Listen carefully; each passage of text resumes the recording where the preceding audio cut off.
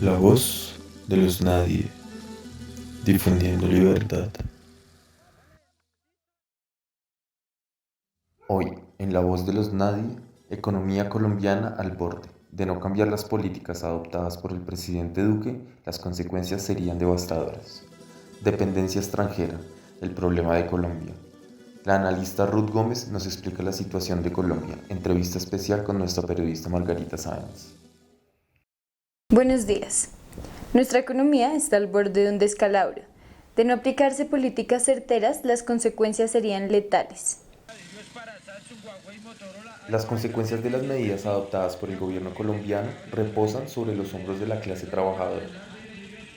Acá nosotros somos los que estamos sufriendo más esta cuarentena porque no tenemos ni garantías ni ayudas reales.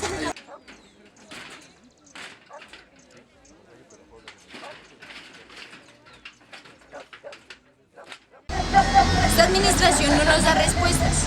Lo que nos toca es unirnos y exigir lo que nos corresponde. Por esta razón, los sectores populares deben fortalecer sus formas organizativas y exigir al gobierno las condiciones necesarias para sobrellevar este fatídico escenario. Colombia y su dependencia al capital extranjero.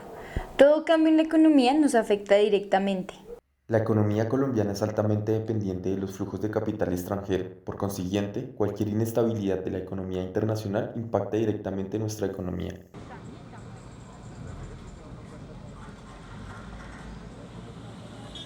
Según el Banco de la República, por ser esta la principal fuente de financiación, es un determinante importante de la cuenta corriente, de la cuenta de capital y de la oferta y demanda de divisas en el mercado cambiario.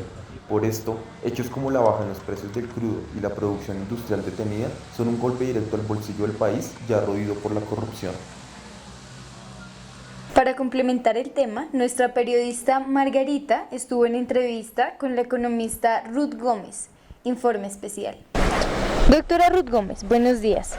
La primera pregunta es, ¿cómo ve usted que está nuestra economía? Buenos días. Hay un abandono por parte del Estado de los trabajadores y campesinos, lo cual indudablemente generará serias dificultades a la hora de dar continuidad a la cadena de abastecimiento de productos alimentarios en las ciudades. Como consecuencia, los obreros, campesinos y la clase trabajadora en general seguirán arriesgando sus vidas en condiciones deplorables de trabajo, en comparación con los grandes empresarios, banqueros y especuladores que se seguirán enriqueciendo, dadas las medidas adoptadas por el gobierno nacional, ineficientes e inoportunas.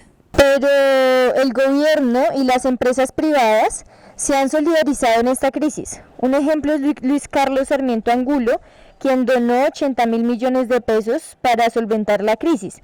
¿Qué piensa de esto, doctora? Claro, pero lo que no dicen es que la riqueza de este señor es de más de 9.000 millones de dólares, algo así como 34 billones de pesos según la revista Forbes. Entonces, de fondo, su donación lo que esconde son las migajas que los ricos dan al gobierno para mayor corrupción, cuando lo que se debería hacer con el dinero que los ricos han saqueado es brindar condiciones de vida digna para el conjunto de la población. Hay muchos que no lo creen, pero hoy por hoy hay gente viviendo en la miseria, en la extrema pobreza, a la que el Estado le responde desalojándolos de sus casas de plástico y madera.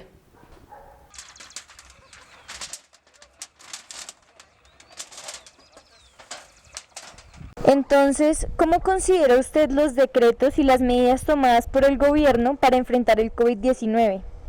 Son ineficientes e inoportunas. Ten en cuenta, Margarita, que las MIPYMES generan alrededor del 68% del empleo en Colombia y del 27% del PIB. Entonces, enfrentarse a estas condiciones de aislamiento sin un respaldo real por parte del gobierno colombiano implica para estas empresas su probable quiebra. Por otro lado, para los más de 5 millones de vendedores informales que viven del rebusque y que son alrededor del 46,6% de la población activa, enfrentarse al aislamiento es enfrentarse al hambre. Y ni qué decir de los y las trabajadoras que no tienen condiciones de estabilidad laboral y no van a aguantar ni un poco más de 2 o 3 semanas antes de que acaben sus contratos. O de los más de 3 millones de desempleados que reciben minúsculas ayudas en una lógica de clientelismo y politiquería típicas de la formación social en Colombia. ¿Cuál sería una solución para enfrentar la crisis, doctora Ruth? Primero debo decir, y más advertir, que el Estado y el gran capital buscarán trasladar la discusión al grueso de la población, vendiendo la idea de que el gobierno nacional no tiene capacidad financiera para asumir las medidas de aislamiento y que, dadas las condiciones de la estructura económica colombiana, se hace necesario reactivar la economía, cosa que ya se está viendo. ¿Y esto qué significa? Pues significa que las clases populares debemos seguir arriesgando nuestras vidas, enfrentándonos al contagio para buscar el sustento diario, mientras los grandes capitales reciben beneficios del Estado. Por eso el llamado es: todos y todas tenemos la tarea de exigir al gobierno responsabilidad en sus decisiones, porque la responsabilidad no es de las personas que están sufriendo las consecuencias de la pandemia, la responsabilidad es del Estado, que debe asumir las medidas necesarias durante la cuarentena y conjuntamente con el empresariado devolverle a la población lo que tanto le han quitado. Muchas gracias por acompañarnos esta noche, doctora. Seguimos en estudio, Carolina. Gracias, Margarita. Y así debe ser, porque lo más importante es la vida con dignidad, la redistribución de los recursos, el redireccionamiento de la atención a esta crisis y sobre todo la organización del pueblo, porque tenemos que exigir lo que nos corresponde y crear alternativas de vida digna ante este gobierno corrupto, porque un pueblo organizado vale por 2.